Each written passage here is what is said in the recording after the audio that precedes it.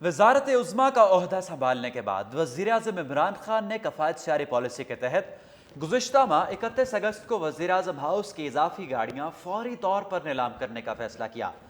गाड़ियाँ तो गाड़ियाँ ठहरी, मगर वज़ीर-ए-आज़म इमरान खान ने वज़ीर-ए-आज़म हाउस में मौजूद 8 भैंसें और 4 हेलीकॉप्टर्स को भी वहाँ पर न रहने दिया, बल्कि उनको भी नीलाम करने का फैसला कर दिया।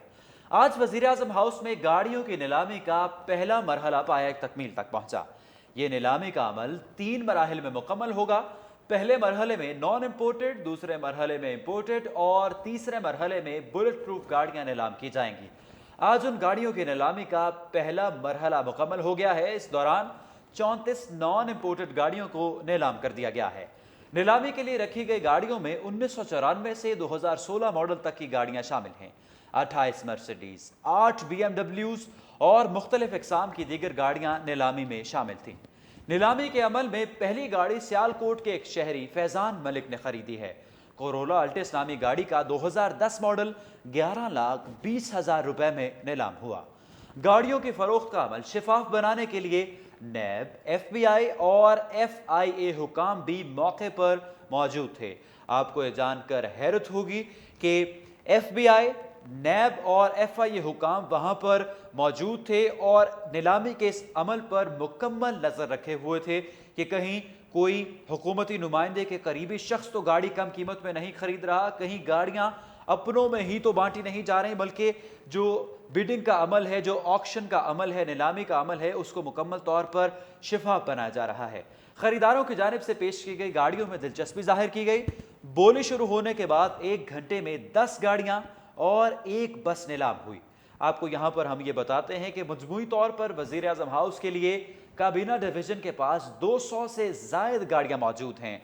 इन गाड़ियों में इम्पोर्टेड, नॉन इम्पोर्टेड और बुलेट प्रूफ गाड़ियाँ शामिल हैं। गाड़ियों में दिलचस्पी रखने वाले अफराद को कुल रकम का 10% पहले जमा करवाना होगा, जबकि बुलेट प्रूफ गाड़ियों की खरीदारी वजारत दाखिला के इजाज़तनामे के बाद होगी। नीलामी ज़्यादा से ज़्यादा दी गई लिफाफा बंद पेशकश से शुरू होगी और सबसे ज़्यादा कीमत लगाने वाला गाड़ी अपने साथ ले जाएगा। नीलामी के लिए पेश की गई गाड़ियों में से 72 गाड़ियां 10 साल से भी पुराने मॉडल की हैं। एक जीप 32 साल पुरानी है, जबकि कई तो बिल्कुल ही खटारा हैं और किसी भी काम की नहीं। जब वफाकी वजीर इत्तलात फवाद चौधरी से सवाल किया गया तो उन्होंने कहा कि मार्केट की 5 करोड़ की गाड़ी 6 करोड़ में बेचेंगे। किसी सूरत भी गाड़ियों को खसारे में नहीं बेचा जाएगा। हर गाड़ी से मुनाफा कमाने की कोशिश की जाएगी और मुनाफे से कमाई गई रकम को कौमी खजाने में फौरी तौर पर मुंतकिल किया जाएगा।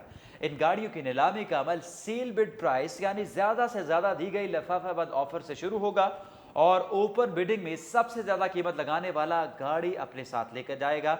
लेकिन आपको ये याद रहे कि इससे पहले लग्जरी गाड़ियों पर करोड़ों रुपए की दरामदी टैक्स भी अदा करना होगा। बहुत सी गाड़ियां इनमें ऐसी मौजूद हैं जिन पर टैक्स अदा किया ही नहीं गया। बहुत सी BMWs, मर्सिडीज और दीगर महंगी गाड़ियां ऐसी हैं जिन पर बरामदी टैक्स की अदायगी का अमल अभी मुकम्मल होगा। करोड़ों रुपए टैक्स अदा किया जाएगा।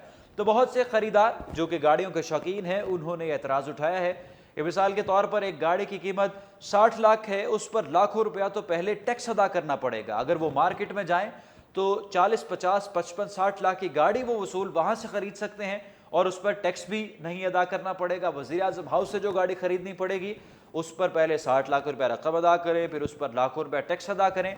तो कौन शख्स होगा जो टैक्स भी अदा करेगा और भारी भरकम कीमतों में गाड़ी भी खरीदेगा।